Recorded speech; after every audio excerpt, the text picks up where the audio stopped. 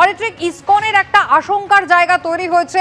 রাধারমন দাস বারবারই কলকাতা ইসকনের পক্ষ থেকে ভাইস প্রেসিডেন্ট, তিনি কিন্তু এবার গণহত্যার আশঙ্কা করেছেন।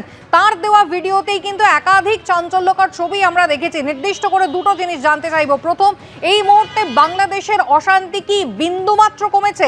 কারণ এই আবহে আজকে অত্যন্ত গুরুত্বপূর্ণ দ্বিপাক্ষিক এই কূটনৈতিক দৌত্য। একেবারেই তাই। দেখো, গত কয়েকদিন ধরে আমরা বাংলাদেশে যে বিষয়টা দেখছি তাতে দুটো বিদ্বেষ কিন্তু নজরে পড়ছে, একটা সংখ্যালঘু বিদ্বেষ এবং একটা ভারত বিদ্বেষ। এবং গত কয়েকদিন ধরে আমরা জানি যে চিন্ময় কৃষ্ণ দাস গ্রেপ্তারির অনেক দিন হয়ে গিয়েছে। কালকে তার বিরুদ্ধে বাড়তি মামলা গৃহীত হয়েছে এবং সেক্ষেত্রে তার মুক্তির সম্ভাবনা কতটা এবং কতটা শীঘ্র হতে পারে সেটা নিয়ে একটা আশঙ্কার জায়গা ইসকন কলকাতাতেও তৈরি হয়েছে। সেই আবহে আজকে বৈঠক। আমি সরাসরি কথা বলবো রাধারমন দাসের সঙ্গে। রাধারমনবাবু, কি মনে হচ্ছে এই বৈঠক কতটা একটা সদর্থক বার্তা নিয়ে আসতে পারে, কতটা প্রত্যাশা? আমরা অনেক আশাবাদী। এটা প্রথম বৈঠক হচ্ছে যখন থেকে ভায়োলেন্স সাইকেল শুরু হয়েছে, আর আমাদের পুরো নজর রয়েছে কি এই মিটিং থেকে কি বেরিয়ে আসে। কিন্তু আমরা অনেক আশা করছি কি কিছু পজিটিভ বেরিয়ে আসবে। আর যে 100 দিন থেকে বেশি যেটা ওখানকার মাইনরিটিসরা আছে, বিশেষ করে আর আমাদের যে ইসকনের উপরে যে টার্গেটিং হচ্ছে, আমাদেরকে একদম আলাদাভাবে করে জেনোসাইড করার কল হচ্ছে। তো এই মিটিংয়ে পরে মনে হচ্ছে কি কিছু পজিটিভ স্টেপ বেরোবে।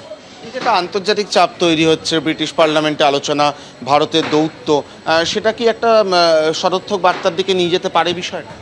অফকোর্স, যখন পুরো বিশ্ব আমরা দেখি যে বাংলাদেশে যে মাইনরিটিস রয়েছে, ওরা প্রায় 2 কোটি 3 কোটি মাইনরিটিস এখনও রয়েছে সবাইকে মিলিয়ে। তো এত বড় মানুষের সংখ্যা, এতগুলি মানুষ এখন প্রবলেমে আছে, ওদেরকে অ্যাটাক করা হচ্ছে, বাড়ি পুড়িয়ে দেওয়া হচ্ছে, ধর্ষণ হচ্ছে, কিডন্যাপিং হচ্ছে। তো পুরো বিশ্ব কীরকম এটা ইগনোর করতে পারে? তো সেই জন্য আমরা দেখছি কি এখন ইউনাইটেড কিংডমতেও ব্রিটেনে 3 জন মেম্বার অফ পার্লামেন্ট খুব ভালো ওরা বলেছে, ওদের দর্দ আছে ওটা সবার সামনে রেখেছে। আমেরিকাও যে অফিসিয়াল আছে ওরাও এটা নিয়ে কথা বলছে। অনেক দেশের এখন যারা মেম্বার অফ পার্লামেন্ট, ওদের ওখানকার যে রাজনেতারা আছে, ওটা আওয়াজ শুনতে শুরু করেছে আর ওটা ওঠানো হচ্ছে। সংখ্যালঘুদের অত্যাচারের যে তথ্য আপনি পাচ্ছেন বাংলাদেশ থেকে, আমরাও বাংলাদেশ থেকে পাচ্ছি, আপনার কাছে কি সেই তথ্য আরও কমছে নাকি একই রকমভাবে অব্যাহত রয়েছে এই অত্যাচার বা ইসকনকে টার্গেট করে বিভিন্ন রকম কথাবার্তা? না, কমার তো এখন আমরা দেখতে পারছি না। কি কম তো যখন হবে যখন কোনো দিনে কিছু মামলা হয় না, অ্যাটলিস্ট 1-2 দিন না হোক। কিন্তু আমরা তো দেখছি কি রোজই খবর পাচ্ছি যে জাস্ট 2 দিন আগে আমাদের একটা মন্দির পুড়িয়ে দেওয়া হলো, ও থেকে একদিন আগে এক মহিলাকে হত্যা করা দেওয়া হলো, কেন কি কিছু লোক ভেবেছে কি ওনার ছেলে ইসকন থেকে যুক্ত।